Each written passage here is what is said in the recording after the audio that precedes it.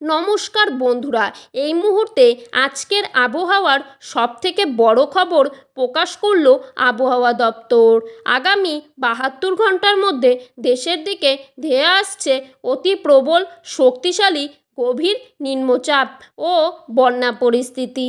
এমন ভয়াবহ দুঃসংবাদ দিয়েছেন আবহাওয়াবিদরা। শক্তিশালী গভীর নিম্নচাপ বন্যার কারণে অনেক ক্ষতিও হতে পারে। জেলায় জেলায় আবারও জারি করা হচ্ছে অতি ভারী বৃষ্টিপাতের সতর্কতা। ফলে বাংলাদেশে বন্যার পূর্বাভাসও দেওয়া হয়েছে। বাংলাদেশ ও পশ্চিমবঙ্গে প্রবেশ করেছে মৌসুমি বায়ু, শুরু হয়ে গিয়েছে বৃষ্টি। আগামীকাল থেকেই বাড়বে ঝড় বৃষ্টির প্রবণতাও।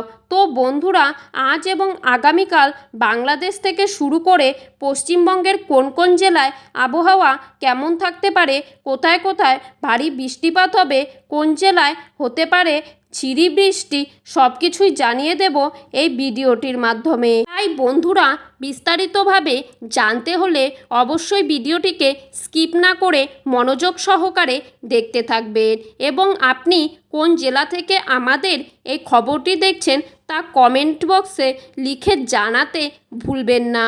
তো বন্ধুরা, চলুন এক নজরে দেখে নেওয়া যাক। নিম্নচাপের বৃষ্টিকে কেন্দ্র করে ইতিমধ্যেই আবহাওয়া দপ্তর লাল সতর্কবার্তা জারি করা হয়েছে। একটানাভাবে 8 থেকে 10 দিন পর্যন্ত বাংলায় জেলায় জেলায় হবে ভারী থেকে অতি ভারী বৃষ্টিপাত। আজ রাতের মধ্যেই ঢাকা, সিলেট, রংপুর, মৌলভীবাজার, বরিশাল, খুলনা, পাবনা, কিশোরগঞ্জ, হবিগঞ্জ, চট্টগ্রাম এই প্রত্যেকটি জেলায় আসতে চলেছে মুষলধারে বৃষ্টি। এছাড়া আজ রাতে কলকাতা, ঝাড়গ্রাম, পুরুলিয়া, বাঁকুড়া, বীরভূম, বর্ধমান, নদিয়া, উত্তর 24 পরগনা এই সমস্ত জেলায় ভারী বৃষ্টিপাতের সম্ভাবনাও রয়েছে এবং আগামীকাল সকালে এই বৃষ্টির পরিমাণ সামান্য পরিমাণে আরও বেড়ে যাবে।